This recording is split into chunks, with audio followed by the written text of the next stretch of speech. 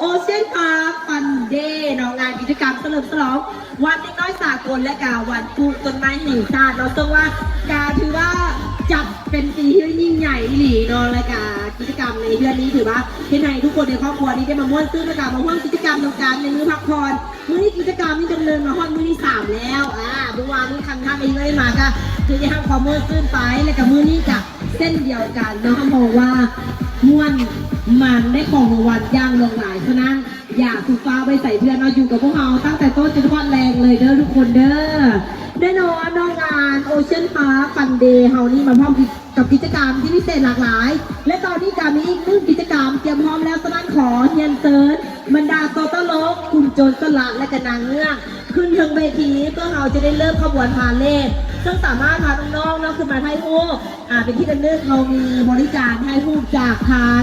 ทีมงานมืออาชีพเนาะ Action Pro พร้อมกับปิ้นออกมาได้เลยทันทีเพียงแค่25,000 จริงเท่านั้นฉะนั้นตอนนี้จะพบกับบรรดาขบวนโจรสลัดของพวกเราโอ้โหเนาะงามจับซอยเราสนิทมีนางงอกนางเงือกอลังวังเวอร์อันนี้มันจะมีการเดินขบวนเนาะแต่ว่าตอนนี้ให้ขึ้นเทิงเวทีก่อนนี่คือส่งหน้าส่งตาเขาทางบรรดาตัวตลกเนาะทีมนางเงือกและจากทีมทางโจรสลัดนะคนเดียวเนี่ยวันนี้แหละที่ว่าจะมาถ่ายรูปถ่ายโพยกับบรรดาน้องๆที่ว่าเขามาเล่นอยู่ในนี้เนาะเพื่อเป็นการเสียเวลาเนาะตอนนี้ก็ยังมีกิจกรรมเนาะที่ว่าหลากหลายขอเชิญขบวน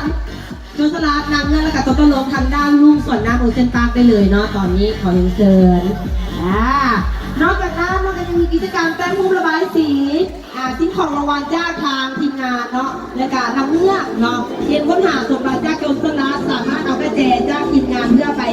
ไขเอาทิ้งสมบัติที่ว่าเรื่องไรในแต่ละจุดได้เลยและการรวมถึงหลากหลาย